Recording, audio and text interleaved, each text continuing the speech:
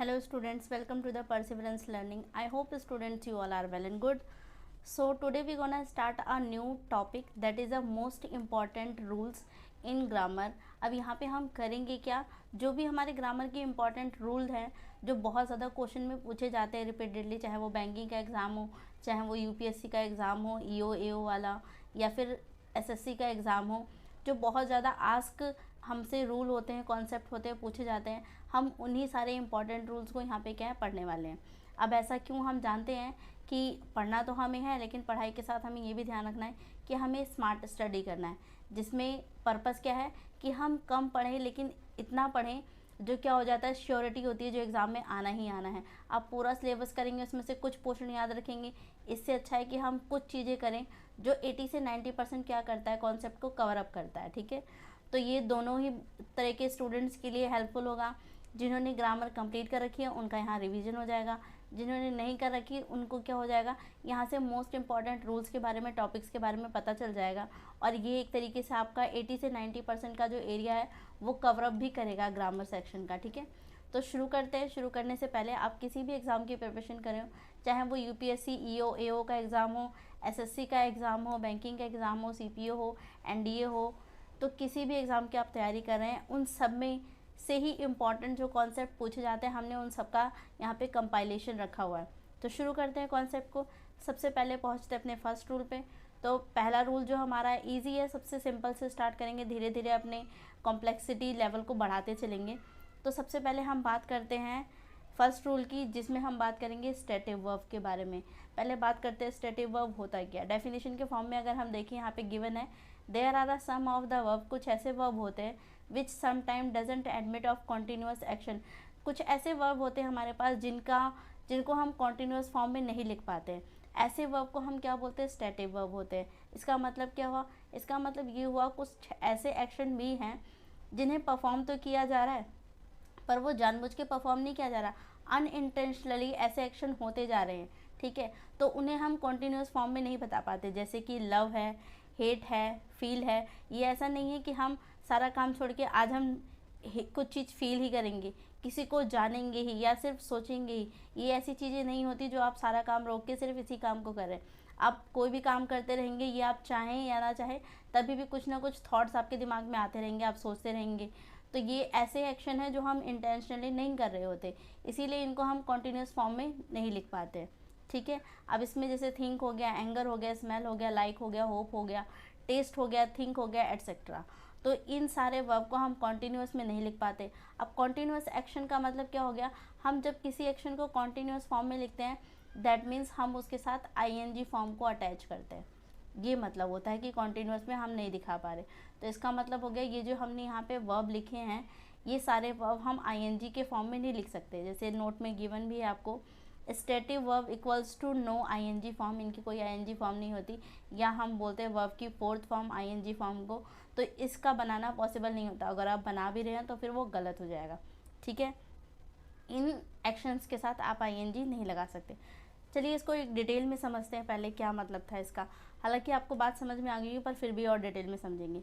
जैसे कि हमने यहाँ बात किया वर्ब को हमने दो कैटेगरी में बांटा। पहला जो कैटेगरी है वो होता है एक्शन वर्ब। सेकंड कैटेगरी जो अभी हम पढ़ रहे थे ये होता है स्टेटिव वर्ब। अब एक्शन वर्ब क्या होता है, जिसमें कोई एक्शन परफॉर्म किया जा रहा है, और अगर एक्शन को परफॉर्म किया जा रहा है तो हम जानते हैं या तो एक्शन कंप्लीट होगा या चल रहा होगा। तो दोनों में से आप किसी भी फॉर्म में उसको शो कर सकते हैं। जैसे कि हमने बात किया वॉकिंग की, तो कोई वॉकिंग कर रहा है तो ये एक्शन है, परफॉर्म हो रहा है। कोई स्विमिंग कर रहा है तो ये भी क्या है, एक्शन वर्ब है। इसके अलावा और भी बहुत सारे हैं। तो इस तरीके के एक्शन, रीडिंग हो गया, राइटिंग हो गया, ये सब क्या हो गए, ऐसे एक्शन है जो कि क्या होते हैं, जिनको हम एक्शन वर्ब बोलते हैं। ऐसे वर्ब है जो एक्शन वर्ब है, जिसमें कोई ना कोई एक्शन हो रहा है। ठीक है, जबकि स्टेटिव वर्ब ऐसे वर्ब होते हैं जिनमें हम जानबूझ के कोई एक्शन परफॉर्म नहीं कर रहे होते, वो अपने आप ही हो रही होती है। जैसे कि हमने बात किया थिंक करने का, या फिर किसी को नो करने का, किसी को जानने का। तो ऐसा नहीं है, हम ये नहीं बोलते चलो आज सारा काम छोड़ते हैं, आज सिर्फ इसको जानेंगे ही, या सारा काम छोड़ के सिर्फ सोचेंगे ही। नहीं, आप कोई भी काम कर रहे होंगे तो भी ये ऐसा प्रोसेस है जो क्या हो रहा होगा, अपने आप ही अनइंटेंशनली परफॉर्म हो रहा होगा, ठीक है। तो ऐसे एक्शन को हम आईएनजी फॉर्म में नहीं दिखाते। अब आईएनजी फॉर्म में दिखाते क्यों नहीं है, चलो इसका भी एक एग्जांपल समझते हैं। जैसे मान लीजिए मैंने आपको एक एग्जांपल दिया, मैंने बोला शी लविंग मी। एक और दिया मैंने जैसे शी लव्स मी। अब आप मुझे बताइए कि इन दोनों में से कौन सा एग्जाम्पल होगा जो सही है और कौन सा गलत है। क्या दोनों सही है या दोनों गलत है, या कौन सा सही है कौन सा गलत है। तो पहले इसको समझते हैं, इससे आप कॉन्सेप्ट को भी समझ जाएंगे। जैसे मैंने पहला वाला एक्शन बोला, अगर आप इसको हिंदी में ट्रांसलेट करेंगे तो इसका मतलब क्या हो जाएगा, वह शी लविंग मी, वो क्या है, प्यार करती है मुझसे, यही मतलब है ना, वो मुझसे प्यार कर रही है, यही मतलब हो गया। जबकि इसमें बोलेंगे शी लव्स मी, वो मुझसे प्यार करती है, ये मतलब हो गया। अब हम जानते हैं लविंग एक ऐसा एक्शन है, प्यार करना, या तो करती होगी या तो नहीं करती होगी। कर रही होगी, ये कैसा सेंस बन जाएगा, ये कोई सेंस ही नहीं बनेगा। और अगर आप फिर भी ऐसे लिखते हैं तो ये क्या हो जाएगा, ग्रामेटिकली गलत माना जाएगा इस एक्शन को, ठीक है। तो यहाँ पे या तो लव क्या एक ऐसा एक्शन है जो या तो होगा या तो नहीं होगा, कर रही है ये कोई सेंस नहीं होगा, ठीक है। तो ये एक्शन, ये वाला जो हमारा एग्जाम्पल है वो क्या हो जाएगा, गलत हो जाएगा। अगर हमें इसी बात को लिखना है तो हम इस फॉर्म में लिखेंगे शी लव्स मी, वो मुझसे प्यार करती है, ठीक है। तो ये वाला एक्शन क्या हो जाएगा, सही हो जाएगा। तो आई होप कि आपको ये बात समझ में आई होगी कि हम क्या है, जो भी स्टेटिव वर्ब होते हैं उनका आईएनजी फॉर्म नहीं कर पाते, ठीक है। तो एग्ज़ाम में क्वेश्चन कैसे पुट किया जाता है, क्वेश्चन में आपको जानबूझ के घुमाने के लिए क्या किया जाता है, ये जो एक्शन है स्टेटिव वर्ब उनके साथ आईएनजी लगा दिया जाता है, और इसी तरीके से क्वेश्चन पूछा जाता है एग्ज़ाम में, ठीक है। तो आई होप इतनी बातें तो समझ में आई होंगी। तो आइए कुछ एग्जाम्पल के थ्रू इस चीज़ को समझेंगे। जैसे फर्स्ट एग्जाम्पल हमें गिवन है, ये एग्ज़ाम में पूछा हुआ क्वेश्चन है, ये सीडीएस एग्ज़ाम के अंदर आज किया गया है। सीडीएस एग्ज़ाम के अंदर सेकंड पेपर में 2022 में ये क्वेश्चन क्या है, पूछा गया है। और ये वाला क्वेश्चन भी एग्ज़ाम का ही है, ये है एसएससी सीजीएल एग्ज़ाम का 2017 में पूछा गया ये क्वेश्चन, ठीक है। तो दोनों ही क्वेश्चन आप देखेंगे एग्जाम के उठाए गए हैं, आप इन्हें सॉल्व करेंगे। अब जैसे फर्स्ट वाले क्वेश्चन में करना है क्या है, पहले आइडेंटिफाई कीजिए कौन से पार्ट में एरर है, देन उसको इम्प्रूव करेंगे। अब जैसे यहाँ पे गिवन है my mother is thinking that I should stop drinking, no error. पहले तो आइडेंटिफाई करना है कि कौन से पार्ट के अंदर एरर है। अब आप यहाँ पे देखेंगे कि जो थिंक है, थिंकिंग, हम जानते हैं थिंक कैसा वर्ब है, ये स्टेटिव वर्ब है, और हम जानते हैं स्टेटिव वर्ब को आईएनजी फॉर्म में तो नहीं लिख सकते। दैट मीन्स हमें एरर यही मिल गया, हमारे फर्स्ट पार्ट के अंदर एरर है। इसको इम्प्रूव करने के लिए आपको क्या करना है, थिंकिंग को यहाँ से रिप्लेस करके यहाँ पे सिर्फ थिंक करना है, ठीक है। ये हमारा क्या हो जाएगा, राइट आंसर हो जाएगा, थिंक्स, ठीक है। तो आई होप ये बात समझ में आ गई होगी। नेक्स्ट एग्जाम्पल पे आते हैं। नेक्स्ट एग्जाम्पल में गिवन है people are wanting to see the home team win the game. अब यहाँ पे देखेंगे वॉन्ट यहाँ पे यूज़ किया गया है, सेम एरर यहाँ पे भी आप देख पाएंगे। पीपल बहुत सारे लोग हैं तो आर यूज़ किया गया, इसमें कोई प्रॉब्लम नहीं है, पर हमने यहाँ आईएनजी यूज़ किया। यहाँ पे जो वॉन्ट है इसका मतलब क्या है, पहले इसको थोड़ा इरेज करेंगे। अब यहाँ पे ये जो वॉन्ट यूज़ किया गया इसका मतलब क्या है, चाहना, कि लोग चाहते हैं कि जो होम टीम है वही क्या करे, गेम को जीते। तो यहाँ पे जो वॉन्ट है ये भी क्या है, स्टेटिव वर्ब है, और हम जानते हैं स्टेटिव वर्ब के साथ आईएनजी फॉर्म तो नहीं आ सकती। दैट मीन्स इसमें भी जो एरर है वो ए पार्ट के अंदर है। आप जब से इम्प्रूव करेंगे तो यहाँ पे क्या कर देंगे, want, people are want to see the home team win the game. I hope students ये बातें समझ में आ गई होंगी, दोनों एग्जाम्पल आपको अच्छे से समझ में आया होगा। अब एक और एग्जाम्पल है, इसको भी सॉल्व करेंगे। The car that he is using these days is belonging to his employer.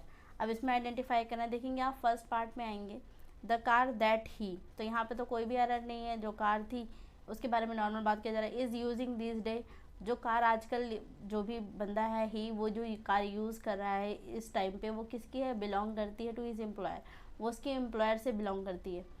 अब यहाँ पे यूजिंग, ये कैसा वर्ब है, किसी चीज़ को यूज़ करना, तो ये एक्शन वर्ब है, तो इसमें आईएनजी यूज़ किया गया, तो क्या कोई प्रॉब्लम है, नहीं।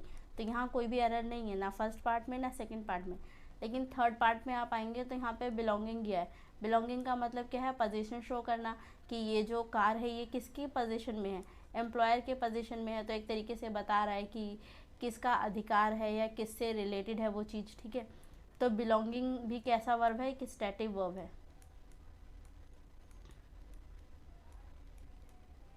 अब हम जानते हैं बिलोंगिंग कोई एक्शन तो नहीं यहाँ परफॉर्म हो रहा है, ये तो एक तरीके से हमें क्या अधिकार बताने का काम कर रही है या जस्ट इन्फॉर्मेशन देने का काम कर रही है। तो बिलोंगिंग भी कैसा है, स्टैटिव वर्ब है, और अगर स्टैटिव वर्ब है तो हम जानते हैं उसके साथ हम आईएनजी नहीं यूज़ कर सकते। दैट मीन्स यहाँ पे जो एरर है वो सी पार्ट के अंदर है। इसे इम्प्रूव करने के लिए आप क्या करेंगे, तो इसे इम्प्रूव करने के लिए हम यहाँ पर बिलोंग कर देंगे, बिलोंग्स। ठीक है, तो the car that he is using these days is belongs to his employer. ठीक है स्टूडेंट्स, आई होप ये बात आपको समझ में आ गई होगी। तो मूव करें, अगर यहाँ तक अच्छे से समझ में आ गया तो एक बार इसको गो थ्रू करते हैं।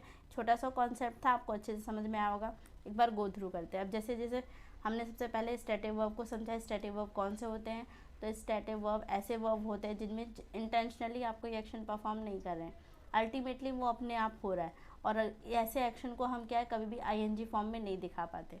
तो ये कुछ इसके एग्जाम्पल थे। हमने यहाँ पे ये देखा, ना तो इसको वर्ब की फोर्थ फॉर्म में आप शो कर पाते हैं, ना इसका आईएनजी फॉर्म बना पाते हैं। ठीक है, इसी चीज़ को हमने यहाँ एग्जाम्पल के तौर पे भी समझा। जैसे वर्ब को हमने एक एक्शन वर्ब में तोड़ा और दूसरा क्या था, स्टैटिव वर्ब में। एक्शन वर्ब में जो एक्शन परफॉर्म हो रहे हैं उसमें, इसमें एक चीज़ और भी हम जोड़ेंगे। अब जैसे यहाँ पे हम बात करते हैं एक्शन वर्ब की और स्टैटिव वर्ब की, तो एक्शन वर्ब हमेशा कैसा क्या लेगा अपने साथ ये लेता है एडवर्ब को, जबकि जो स्टैटिव वर्ब होता है ये किसको लेता है, ये अपने साथ लेता है एडजेक्टिव को। क्या मतलब हुआ इसका, समझते हैं। जैसे मान लीजिए मैंने आपको एक एग्ज़ाम्पल दिया, कहाँ लिखें, पहले इसको थोड़ा रब करते हैं। ये एग्ज़ाम्पल मैं रब कर दे रही हूँ, ये आपको अच्छे से समझ में भी आ गया था।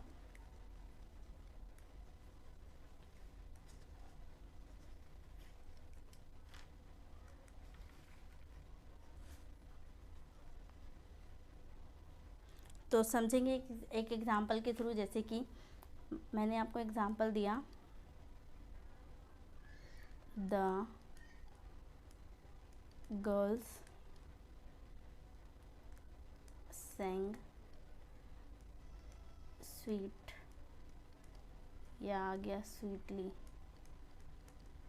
अब ये जो एग्ज़ाम्पल गिवन है, आपको बताना है यहाँ पे स्वीट आएगा या स्वीटली आएगा, इससे आप समझ पाएंगे अच्छे से। अब जैसे हम इसको पढ़ें तो इसका मतलब क्या हो गया, द गर्ल्स सेंग, जो लड़कियाँ गाना गा रही हैं वो कैसा है, मीठा गाना है, या फिर उनकी आवाज़ मीठी है, यानी कि एक तरीके क्या है ये। अगर हम देखेंगे तो ये जो वर्ब लगा, ये जो यूज़ किया गया है स्वीट या स्वीटली, किसके लिए यूज़ किया गया है, सिंगिंग के लिए। ये सिंगिंग कैसी है, बहुत अच्छी है, बहुत अच्छा गा रही है, मीठा गा रही है, ये कहने का मतलब है। तो सॉन्ग मीठा है, ये तो कोई बात बनेगी नहीं। दैट मीन्स यहाँ पे आप स्वीट तो नहीं यूज़ कर पाएंगे, तो बचा क्या, स्वीटली। तो हमें यहाँ पे क्या यूज़ करना पड़ेगा, स्वीटली। और हम जानते हैं ये जो सेंग है ये कैसा है, ये एक एक्शन वर्ब है। तो एक्शन वर्ब अपने साथ क्या लेता है, एडवर्ब लेता है। कैसे पहचाना है कि एडवर्ब, हम जानते हैं ज़्यादातर जो एलवाई वाली फॉर्म होती है वो क्या कहलाती है, एडवर्ब होती है। ठीक है, तो यहाँ पे आप देख पाएंगे कि जो हमारे पास एक्शन वर्ब होते हैं वो अपने साथ एडवर्ब लेते हैं, और अगर यहीं पे कोई एक्शन वर्ब ना हो के कोई स्टेटिव वर्ब होता तो वो अपने साथ एडजेक्टिव लेते। ठीक है, आई होप स्टूडेंट्स ये बात समझ में आई होगी। तो यहाँ पे एक कॉन्सेप्ट हमने और एक्स्ट्रा सीखा कि जो एक्शन वर्ब होते हैं वो हमेशा अपने साथ एडवर्ब लेते हैं, जबकि जो स्टेटिव वर्ब होते हैं वो अपने साथ एडजेक्टिव लेते हैं। ठीक है, फिर हमने कुछ एग्जांपल किए। आई होप यहाँ तक की सारी चीज़ें आपको अच्छे से समझ में आई होंगी। अगर यहाँ तक कोई डाउट नहीं है तो हम नेक्स्ट अपने रूल की तरफ मूव करेंगे। तो आई होप कोई डाउट नहीं होगा, तो मूव करते हैं नेक्स्ट एग्जांपल की तरफ। सो मूव करते हैं नेक्स्ट रूल की तरफ, सेकंड रूल। अब यहाँ पे जो सेकंड रूल है वो किस पे है, बोथ पे। अब यहाँ पे पहले समझते हैं, जैसे आप देखेंगे बोथ यूज़ किया गया है, एंड है और बोथ है। इसका मतलब क्या हो गया कि आप इसी एक रूल में तीन चीज़ों की यूज़ को समझेंगे। कौन से तीन चीज़, एक तो बोथ कहाँ कहाँ और कैसे यूज़ किया जाता है, ऐसे ही एंड कब यूज़ किया जाता है, कब नहीं किया जाता, और कब ये दोनों पेयरिंग में आ जाते हैं। बोथ की जो पेयरिंग होती है वो किसके साथ होती है, एंड के साथ होती है। तो यहाँ पे ये भी समझेंगे कि कब बोथ के साथ एंड को यूज़ किया जाता है। ठीक है, तो सबसे पहले बात करते हैं, बोथ की ही बात करेंगे। जैसे बोथ को पहले हम इसका समझते हैं कि इसका पार्ट्स ऑफ स्पीच क्या है। तो आप देखेंगे जब बोथ हमें किसी सेंटेंस में यूज़ किया जाता है तो बोथ को ना दोनों फॉर्म में यूज़ किया जा सकता है। जैसे 2 सेकेंड, जब बोथ को यूज़ किया जाता है तो बोथ सेंटेंस में जब अकेला आ रहा है तो हो सकता है ये एडजेक्टिव बन के आए, या फिर ये प्रोनाउन का भी काम कर सकता है। और जब पेयर में आएगा तो हम जानते हैं इसकी पेयरिंग सिर्फ एंड के साथ है। तो एग्ज़ाम में इसमें भी क्वेश्चन पूछा जाता है कि बोथ के साथ किसी और का पेयरिंग कर देंगे, या तो दैट कर देंगे या तो देन कर देंगे, ठीक है। तो ये जानबूझ के फंसाने के लिए किया जाता है। तो आपको ध्यान रखना है कि बोथ की पेयरिंग एंड के साथ होती है। अगर सेंटेंस में बोथ यूज़ किया गया है और दूसरी कंजंक्शन की ज़रूरत है तो वहाँ पे एंड यूज़ किया जाएगा, ठीक है। तो ये बात तो समझ में आई होगी, पर हम पहले बोथ को पढ़ रहे थे, इस पर फोकस करते हैं। अब बोथ का पार्ट्स ऑफ स्पीच देखेंगे तो हम बोथ को कई बार एडजेक्टिव की तरह यूज़ करते हैं और कई बार सेंटेंस में ये प्रोनाउन की तरह यूज़ करता है। पहले इसी का एग्जांपल देखते हैं कि कैसे आइडेंटिफाई करेंगे कि कब वो एडजेक्टिव है और कब वो प्रोनाउन है। तो इसके लिए कुछ एग्जांपल लिखेंगे, जैसे मैंने यहाँ पे दिया आपको एग्जांपल, मैंने दिया बोथ आर सिंगिंग, ये फर्स्ट एग्जांपल है। सेकंड एग्जांपल आप और लिखेंगे, both the girls are singing. अब इन दोनों की हेल्प से हम समझेंगे कि कब ये एडजेक्टिव बन जाता है और कब ये प्रोनाउन। अब आप इस वाले फर्स्ट वाले एग्जांपल में देखेंगे तो ये आर आ गया, हेल्पिंग वर्ब आ गया, और हेल्पिंग वर्ब से पहले हम जानते हैं जो आएगा वो क्या हो जाएगा, सब्जेक्ट हो जाएगा। तो यहाँ पे ये जो बोथ यूज़ किया गया है सब्जेक्ट की तरह यूज़ किया गया है, और हम जानते हैं अगर सब्जेक्ट की जगह पे कोई चीज़ आ रही है तो वो या तो हो सकती है नाउन या तो हो सकता है प्रोनाउन। और आप ये भी समझ गए कि नाउन तो नहीं है बोथ हमारा, तो बचा क्या, प्रोनाउन। दैट मीन्स इस सेंटेंस में जो बोथ यूज़ किया गया है वो कैसे यूज़ किया गया है, प्रोनाउन के फॉर्म में, ठीक है। आई होप ये कोई डाउट नहीं होगा, इसे बहुत अच्छे से आपको समझ में आया होगा। नेक्स्ट एग्जाम्पल में देखते हैं। अब यहाँ पे आप देखेंगे यहाँ पे भी बोथ यूज़ किया गया है। उसके बाद क्या यूज़ किया गया है, द गर्ल्स आर सिंगिंग। तो आप देखेंगे यहाँ पे अगर हम सब्जेक्ट की बात करें तो क्या हो जाएगा, द गर्ल्स, यानी कि गर्ल्स ये जो है हमारा क्या हो गया, सब्जेक्ट हो गया। सब्जेक्ट के साथ इसका आर्टिकल यूज़ कर लिया गया, ठीक है। और आर्टिकल से पहले एक वर्ड यूज़ कर दिया गया बोथ, और हम देखेंगे कि ये बोथ किसको कॉम्प्लीमेंट करने का काम कर रहा है। तो ये किसको कॉम्प्लीमेंट कर रहा है, सब्जेक्ट को, और जो चीज़ सब्जेक्ट को कॉम्प्लीमेंट करती है हम जानते हैं उसे क्या बोलते हैं, एडजेक्टिव बोलते हैं। तो यहाँ पे ये जो यूज़ किया गया है एडजेक्टिव बन के आया है, ठीक है। यहाँ पे ये प्रोनाउन नहीं है क्योंकि सब्जेक्ट तो कुछ और है, और सब्जेक्ट हम जानते हैं तो नाउन होगा तो प्रोनाउन। तो आप यहाँ पे देखेंगे गर्ल्स क्या है, नाउन है, ठीक है। तो ये क्या है, नाउन है। तो आई होप कि आप दोनों के यूज़ को समझ गए कि कब ये प्रोनाउन बन जाता है, कैसे ये एडजेक्टिव होता है, आइडेंटिफाई करना भी आप आसानी से समझ गए। तो बोथ, अभी सिर्फ हम पार्ट्स ऑफ स्पीच समझ रहे हैं बोथ का, ठीक है। तो बोथ को हमने देखा कि या तो एडजेक्टिव की तरह यूज़ होगा अगर अकेला आया है, या फिर प्रोनाउन की तरह। ये दोनों का आप एग्जाम्पल भी समझ गए। और जबकि बोथ और एंड है, ये दोनों हम जानते हैं कि क्या है, कंजंक्शन है।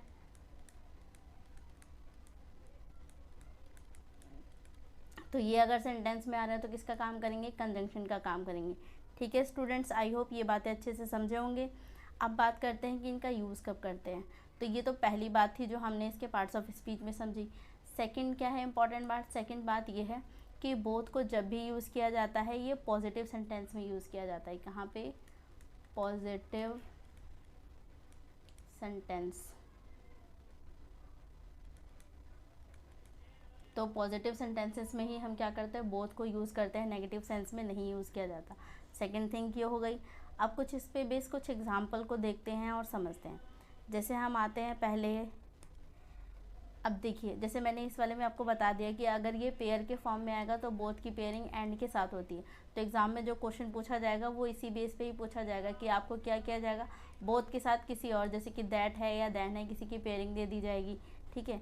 तो आपको पहले आइडेंटिफाई करना पड़ेगा, आपको ये याद भी रखना है कि बोथ की पेयरिंग किसके साथ होती है, एंड के साथ होती है, ठीक है।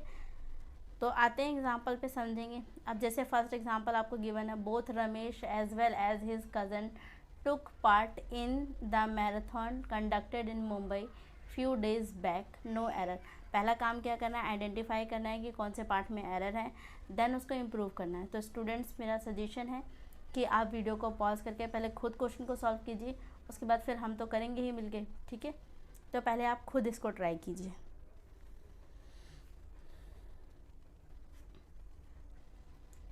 तो आई होप आपने कर लिया होगा। तो शुरू करते हैं। अब आप यहाँ पे देखेंगे तो सबसे पहले क्या यूज़ किया गया है, बोथ यूज़ किया गया है। इसके बाद रमेश आ गया, फिर आ गया as well as his cousin. अब जैसे पहले वाले रूल पे बढ़ते हैं। जैसे मैंने कहा यहाँ पे बोथ आएगा और ये जो डैश है इस बोथ के बाद बोथ अपने साथ क्या लेगा, कोई ना कोई नाउन लेगा, फिर एंड आएगा, फिर एंड के बाद भी कोई दूसरा नाउन यूज़ किया जाएगा। ठीक है, तो यहाँ पे ध्यान रखना है कि बोथ के बाद एक नाउन आएगा या कोई वर्ब भी हो सकता है और एंड के बाद कोई नाउन यूज़ हो रहा है। तो सेम चीज़ यहाँ पर हो रही है। अब आप देखेंगे बोथ यूज़ किया गया है और ये हमारा पहला नाउन हो गया रमेश, और दूसरा नाउन हमारा क्या हो गया, हिज कज़न, ये हमारा नाउन सेकंड हो गया। और आप देखेंगे इन दोनों नाउन को जोड़ने के लिए किसको यूज़ किया गया है, एज वेल एज को, और इससे पहले बोथ यूज़ किया गया था। ठीक है, तो अगर यहाँ पे बोथ ना होता, एज वेल एज होता, तो मे बी ये ठीक हो जाता, लेकिन क्योंकि बोथ यूज़ कर लिया गया तो हम जानते हैं बोथ की पेयरिंग किसके साथ होती है, सिर्फ एंड के साथ होती है, एज वेल एज के साथ नहीं होती, देन के साथ नहीं होती, दैट के साथ नहीं होती। ठीक है, तो यहाँ पे जो एरर है वो कौन से पार्ट में, ए पार्ट में। इम्प्रूव करने के लिए आप क्या करेंगे, इस एज वेल एज को हटाएंगे और इसकी जगह पे यूज़ किया जाएगा एंड। ठीक है, अब ये क्योंकि बोथ आया था और दूसरे कंजंक्शन की ज़रूरत थी इसलिए हमने एंड यूज़ किया, जबकि एंड को अकेले भी यूज़ किया जा सकता है। अकेले का मतलब मान लीजिए अगर यहाँ बोथ नहीं होता तो भी आप इनको ऐड करते तो लिख सकते थे रमेश एंड हिज कज़न। ठीक है, तो ये चीज़ आगे की जा सकती है। जैसे सेकंड एग्जांपल में आइए, यहाँ से ये चीज़ ज़्यादा अच्छे से क्लियर होगी। अब आप यहाँ पे देखेंगे गिवन है he has a cat a dog who dislike each other. उसके पास एक बिल्ली है, एक कुत्ता है जो एक दूसरे को बिल्कुल पसंद नहीं करते, यही कहना चाह रहा है। अब आप यहाँ पे देखेंगे कि आ कैट ये हमारा पहला नाउन हो गया, आ डॉग ये हमारा नाउन सेकंड हो गया, और दोनों नाउन को जोड़ने के लिए कोमा का हेल्प किया गया, जबकि हम जानते हैं कि ऐसा नहीं होगा। तो इसे जोड़ने के लिए हम किसका यूज़ करेंगे, सिंपल। आप देखेंगे दो नाउन को जोड़ने के लिए जो हम सबसे सिंपल यूज़ करते हैं वो क्या होता है, एंड ही होता है। तो इसे इम्प्रूव करेंगे। इसका मतलब यहाँ पे क्या है, अकेले पूछा गया, अकेले का एरर है, यहाँ पे एंड यूज़ किया जाएगा। तो ए को आप हटाएंगे, ए पार्ट में एरर है, और यहाँ पे हम इसे जब जोड़ेंगे a cat and a dog, बाकी सेंटेंस एज इट इज़ हो जाएगा। He has a cat and a dog who dislike each other. ठीक है, तो आप देखेंगे एंड को अकेले भी यूज़ किया जाता है, यानी कि एक नाउन को दूसरे, अगर आपने मेरी सब्जेक्ट वर्ब एग्रीमेंट वाला वीडियो देखा होगा तो उसमें हमने ये चीज़ पढ़ी है, ये कॉन्सेप्ट कि अगर दो नाउन को हम क्या एंड से कब जोड़ सकते हैं, कब नहीं जोड़ सकते। ठीक है, तो ये सारी चीज़ हम पहले भी पढ़ चुके हैं। तो आपको आई होप कि यहाँ तो समझ में आया होगा, नहीं समझ में आया होगा तो आप उधर कॉन्सेप्ट देख लेंगे तो भी आपको अच्छे से क्लियर हो जाएगा। ठीक है, तो मूव करते हैं नेक्स्ट क्वेश्चन की तरफ, अगर यहाँ तक कोई डाउट नहीं है तो अभी हमने क्या पढ़ा, सबसे पहले हमने यहाँ पे बोथ का पढ़ा था, पार्ट्स ऑफ स्पीच क्या होता है, हमने देखा कि एडजेक्टिव और प्रोनाउन की तरह यूज़ किया जाता है, दोनों के यूजेस को भी हमने यहाँ पे अच्छे से समझा। फिर उसके बाद हमने एक और चीज़ पढ़ा कि इनका जो एग्ज़ाम में क्वेश्चन पूछा जाता है वो अकेले भी बन सकता है। अकेले बनने का मतलब क्या है कि सिर्फ बोथ के बेस पे दे दिया जाए, या सिर्फ एंड के यूज़ पे दे दिया जाए, या फिर बोथ एंड पे दे दिया जाए। तो ज़्यादातर जो क्वेश्चन पूछा जाता है वो बोथ एंड कंजंक्शन के फॉर्म में, पेयरिंग के फॉर्म में पूछा जाता है। क्वेश्चन कैसे पुट किया जाता है, बोथ दे देंगे, इसके साथ एंड हटा के कोई और कंजंक्शन यूज़ कर लिया जाएगा। जैसे अभी वाले एग्जांपल में आपने देखा वहाँ पे एज वेल एज यूज़ किया गया था, या फिर कई जगह पे देन यूज़ किया जाता है, दैट यूज़ किया जाता है। तो आपको ध्यान क्या रखना है, आपको ध्यान रखना है कि बोथ की पेयरिंग एंड के साथ होती है, तो हमेशा एंड इसके साथ आएगा। ठीक है, आई होप स्टूडेंट्स ये बात समझ में आई होगी। और हमने ये भी देखा कि कब एंड यूज़ किया जाता है, तो एंड वाला भी आप समझ गए। दूसरा कॉन्सेप्ट हमने बहुत इंपॉर्टेंट समझा था कि बोथ का यूज़ कहाँ है, पॉजिटिव सेंटेंसेस में किया जाता है। नेगेटिव सेंटेंस हो जाएगा तो वहाँ पे हम बोथ यूज़ नहीं कर पाते। ठीक है, तो ये था हमारा सेकंड कॉन्सेप्ट, बहुत आसान था, आपको ये भी अच्छे से समझ में आया होगा। अगर यहाँ तक कोई डाउट नहीं है तो हम बढ़ेंगे, मूव करेंगे नेक्स्ट कॉन्सेप्ट की तरफ। तो आते हैं नेक्स्ट कॉन्सेप्ट पे, आते हैं रूल नंबर 3 पे। अब रूल नंबर 3 क्या है ये भी आप देखेंगे, पेयरिंग वाला ही कॉन्सेप्ट है। यहाँ पे क्या गिवन है, not only but also, either और नाइदर नॉर। हम जानते ही कुछ कंजंक्शन है जो कि पेयर में आते हैं, है ना, अपनी पेयरिंग के साथ आते हैं। ध्यान रखना है, नॉट ओनली की पेयरिंग किसके साथ होती है, बट ऑल्सो के साथ। आइदर की पेयरिंग किसके साथ होती है, और के साथ। नाइदर की पेयरिंग नॉर के साथ। अब प्रॉब्लम क्या है, अभी जैसे बोथ वाला हमने केस देखा था, तो हमने देखा था कि पहले बोथ आया था, फिर उसके बाद एक नाउन यूज़ किया गया था, फिर वहाँ पे हमने एंड यूज़ किया, फिर एक सेकंड नाउन आया। ठीक है, अब इसके बाद क्या आएगा, वर्ब आएगा, ऑब्जेक्ट आएगा, है ना। अब प्रॉब्लम क्या होती है इसके स्ट्रक्चर में, अगर हम देखें प्रॉब्लम ये होती है कि हमें पता है जो हम वर्ब सबसे मेन कॉन्सेप्ट क्या होता है, मेन कॉन्सेप्ट ये होता है कि जो हमारा वर्ब होता है वो सब्जेक्ट के साथ एग्री करना चाहिए, है ना। पूरा ग्रामर इसी के इर्द गिर्द घूमता है। तो अब आप यहाँ पे देखेंगे कि हमारे पास तो दो नाउन आ गए। अब हमें जो वर्ब यूज़ करना है वो किसके अकॉर्डिंग करना है। यहाँ पे जो कन्फ्यूजन क्रिएट होती है ना वो इस चीज़ की होती है कि ये जो वर्ब हम यूज़ करेंगे वो पहले वाले नाउन के अकॉर्डिंग करेंगे या फिर वो दूसरे वाले नाउन के अकॉर्डिंग करेंगे। इन वाले क्वेश्चन में जो एरर होता है वो ये वाला एरर हो जाता है, जो कि एग्जाम में क्वेश्चन पूछा जाता है।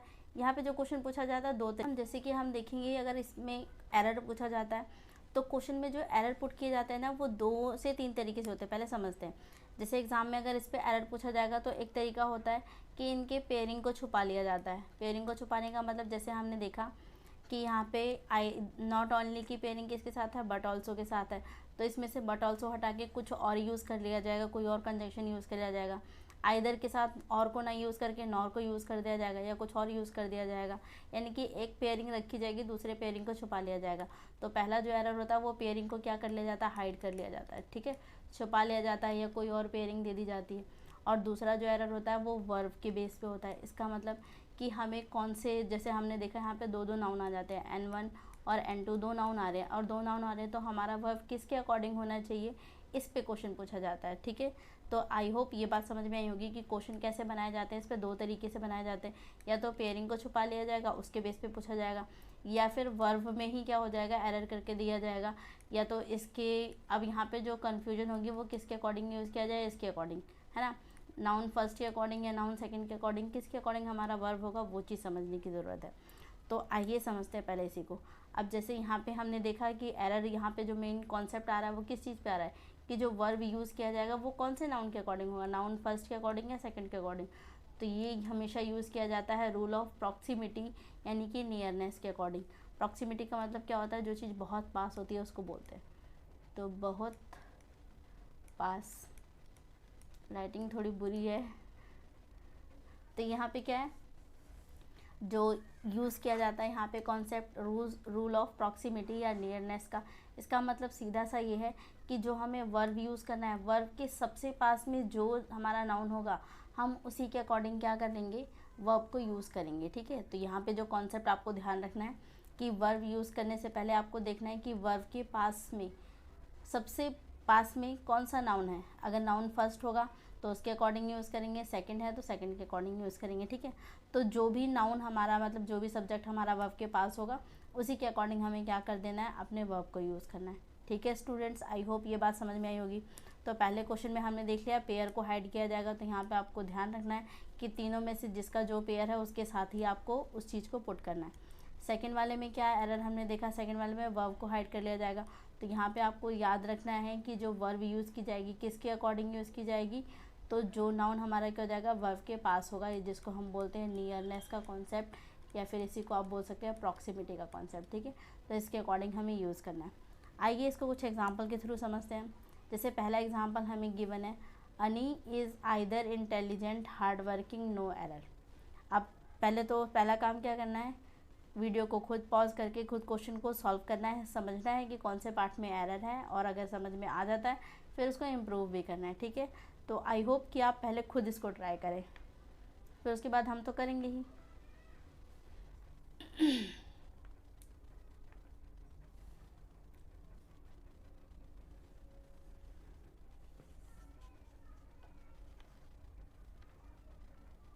सो आई होप स्टूडेंट्स आपने कर लिया होगा।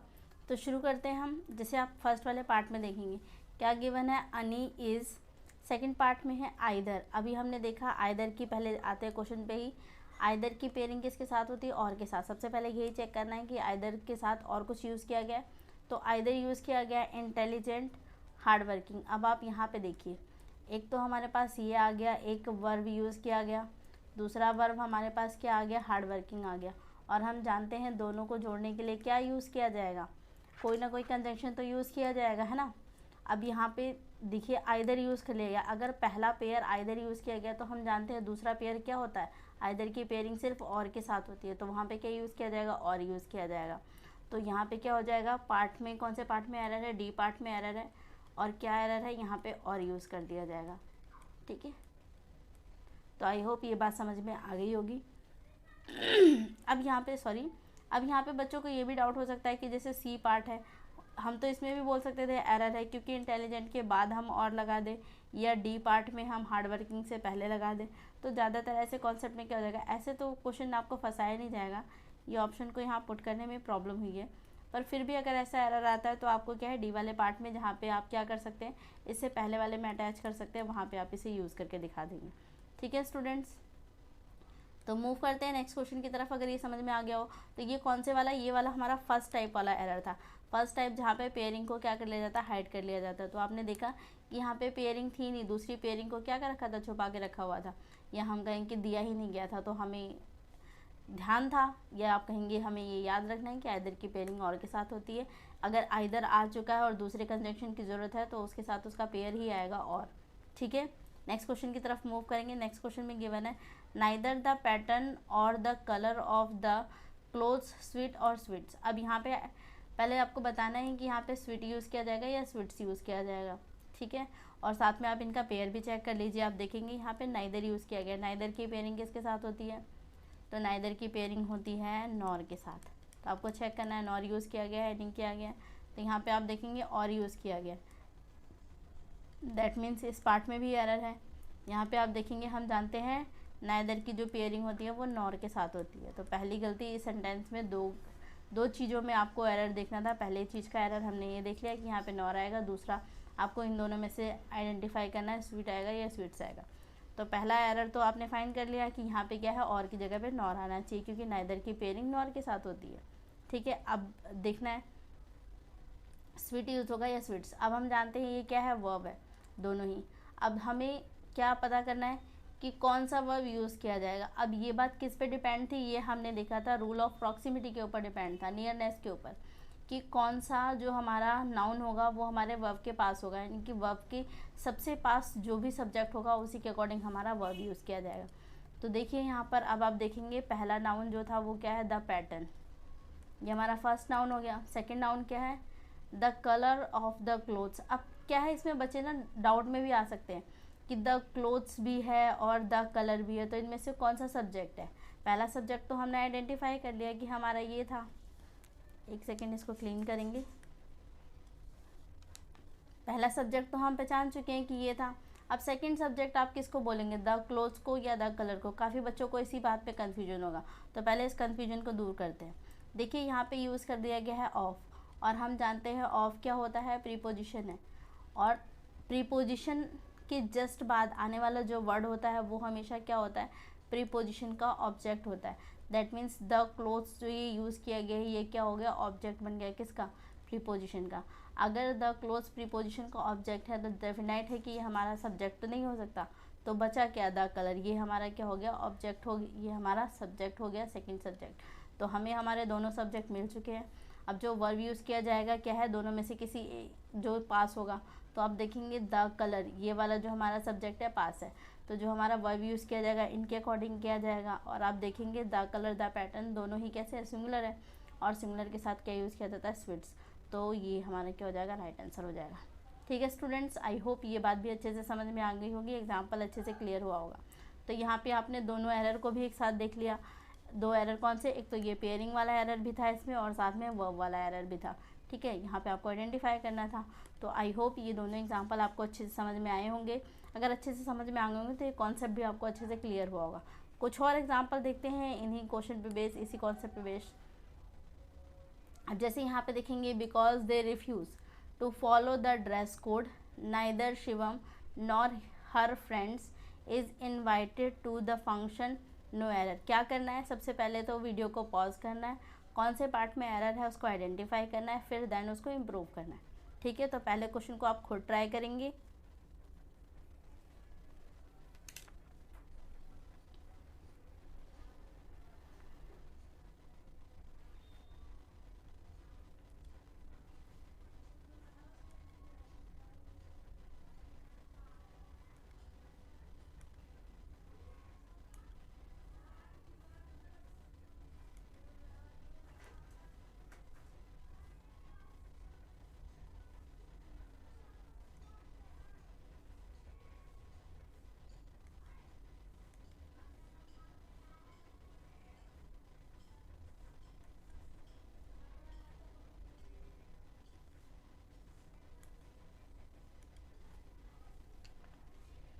अच्छा ठीक है, तो हम सॉल्व करते हैं। अब जैसे फर्स्ट वाले पार्ट में हम देखेंगे, because they refuse to follow the dress code neither Shivam nor her friend. अब आप देखेंगे यहाँ पे नाइदर यूज़ किया गया है, नाइदर की पेयरिंग किसके साथ होती है, नॉर के साथ, तो यहाँ पे तो कोई प्रॉब्लम नहीं है, यानी कि सी पार्ट में कोई एरर नहीं है। आगे बढ़ते हैं, is invited to the function. अब करना क्या है, सबसे पहले हमें पेयरिंग वाला पहला पार्ट ढूंढना था। पहला एरर ज़्यादातर पेयरिंग पे होता है, तो हमने ये चेक कर लिया, इसमें कोई प्रॉब्लम नहीं है। फिर हमें क्या करना है, सेकंड पार्ट हमें चेक करना है कि वर्ब किसके अकॉर्डिंग यूज़ किया गया और किसके अकॉर्डिंग होना चाहिए था। तो आप देखेंगे शिवम ये हमारा पहला सब्जेक्ट हो गया, और हर फ्रेंड्स ये हमारा क्या हो जाएगा, दूसरा सब्जेक्ट हो जाएगा, यानी कि नाउन सेकंड हो जाएगा। अब किसके अकॉर्डिंग यूज़ करना है, क्योंकि ये वाला हमारा पास है, क्योंकि वर्ब तो हमारा यहाँ पर है, और वर्ब के सबसे ज़्यादा पास कौन सा है, हर फ्रेंड्स। और ये कैसा है, आप देखेंगे कि ये प्लूरल है, और अगर ये प्लूरल है तो हम जानते हैं कि हमारा जो वर्ब क्या होगा, वो हमारे सब्जेक्ट को एग्री करना चाहिए। एग्री करने का मतलब, अगर ये प्लूरल है तो ये भी कैसा होना चाहिए था, प्लूरल होना चाहिए था। जबकि यहाँ पे इज़ यूज़ किया गया है, इज़ किसके साथ यूज़ किया जाता है, सिंगुलर के साथ। दैट मीन्स हमने आइडेंटिफाई कर लिया कि कहाँ पर एरर है, डी पार्ट के अंदर। इम्प्रूव करने के लिए आपको क्या करना है, इसको रिमूव करेंगे, इसकी जगह पे हम यूज़ करेंगे प्लूरल, तो ये हो जाएगा आर। ठीक है स्टूडेंट्स, आई होप ये एरर भी आपको समझ में आ गया होगा, क्वेश्चन अच्छे से क्लियर होगा। तो नेक्स्ट क्वेश्चन की तरफ मूव करेंगे। नेक्स्ट क्वेश्चन में गिवन है either he or I am mistaken, no error. Identify करना है कौन से पार्ट में एरर है, देन उसको इम्प्रूव करना है। तो देखेंगे फर्स्ट पार्ट में हमें आइदर गिवन है, आइदर की पेयरिंग किसके साथ होती है, और के साथ। तो आप देखेंगे यहाँ पे और है, यानी कि पेयरिंग वाला कोई प्रॉब्लम यहाँ पर नहीं है। और ही हमारा क्या हो गया, ये हमारा पहला सब्जेक्ट हो गया, और आई यूज़ किया गया, ये हमारा दूसरा सब्जेक्ट हो गया। अब करना क्या है, सेकंड काम हमारा क्या होगा कि हम आइडेंटिफाई करेंगे कि जो वर्ब यूज़ किया गया है वो कौन से सब्जेक्ट के अकॉर्डिंग। हम यहाँ देखेंगे तो सब्जेक्ट टू हमारे यही सबसे ज़्यादा पास है, क्योंकि यहीं पे वर्ब है, तो वर्ब के सबसे ज़्यादा पास सब्जेक्ट वाला सेकंड सब्जेक्ट है, और सेकंड सब्जेक्ट आई है, तो इसके अकॉर्डिंग क्या यूज़ होना चाहिए था, एम यूज़ होना चाहिए था। तो क्या कोई एरर है, नहीं। तो ना ए पार्ट में कोई एरर है, ना बी पार्ट में, और सी पार्ट में भी हमें कोई नहीं एरर मिला, क्योंकि आई के साथ हम वर्ब एम ही यूज़ करते हैं। दैट मीन्स यहाँ पे नो एरर वाला केस है, तो ऑप्शन डी इसका क्या हो जाएगा, राइट आंसर हो जाएगा, नो एरर। ठीक है स्टूडेंट्स, तो आई होप ये अच्छे से समझ में आया होगा। कुछ क्वेश्चन और है, इन्हें और ट्राई करते हैं, फिर मूव करेंगे नेक्स्ट की तरफ। अब यहाँ पे देखेंगे तो ए पार्ट में हमें गिवन है not only Ashutosh but his friends were also present, no error. अब यहाँ पे आप देखेंगे तो not only Ashutosh but his friend, अब यहाँ पे बट यूज़ किया गया है, और यहाँ पे क्या है, नॉट ओनली यूज़ किया गया है। ये हम जानते हैं नॉट ओनली की पेयरिंग किसके साथ होती है, बट ऑल्सो के साथ, और आप देखेंगे ऑल्सो यहाँ पे यूज़ कर दिया गया है। तो यहाँ पे ये भी ध्यान रखना है कि इसमें कोई एरर नहीं है, मतलब इस वाले पार्ट में भी कोई एरर नहीं है। क्यों, क्योंकि ये ज़रूरी नहीं है कि नॉट ओनली एक साथ आया तो बट ऑल्सो भी एक साथ आना चाहिए। इसे अगर हम अलग अलग भी आ रहा है तो भी कोई प्रॉब्लम नहीं है, यहाँ पे कोई एरर नहीं माना जाता। ठीक है, तो इसे आप एक साथ भी लिख सकते थे बट ऑल्सो, पर अगर अलग भी कर दिया गया तो भी यहाँ पे कोई एरर नहीं होगा। आई होप स्टूडेंट्स ये बात अच्छे से क्लियर हुई होगी। तो ये वाला जो क्वेश्चन है यहाँ पर कोई भी एरर नहीं है। ठीक है, तो यहाँ पर क्या है, नो एरर का केस है।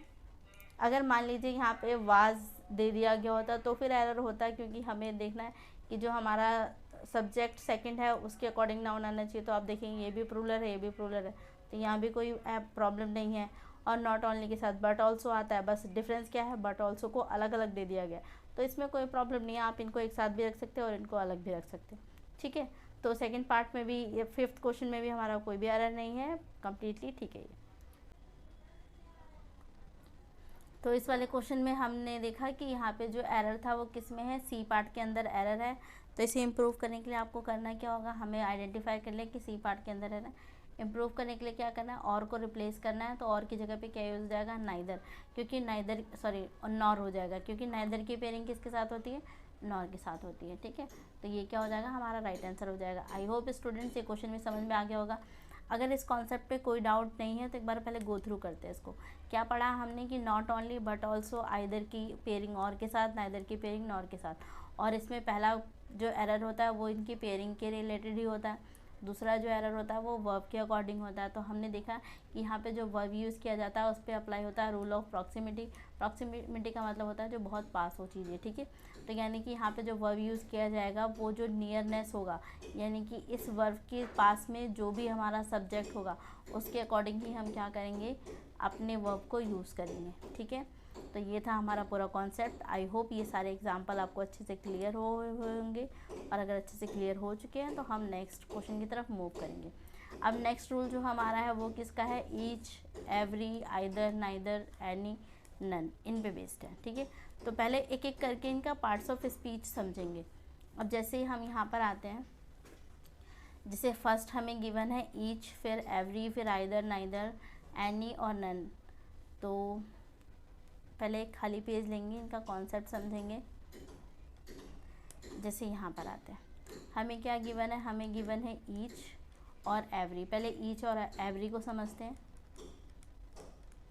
अब जो ईच है पार्ट्स ऑफ स्पीच में अगर हम देखें तो ईच को अगर ईच क्या है, दो तरीके से काम करता है। कैसे, अगर अकेला आ रहा है सेंटेंस में तो या तो ये प्रोनाउन का काम करेगा या तो ये एडजेक्टिव का काम करेगा। कैसे, अभी इसको समझेंगे। और जो एवरी है ये हमेशा क्या बन के आता है, एडजेक्टिव।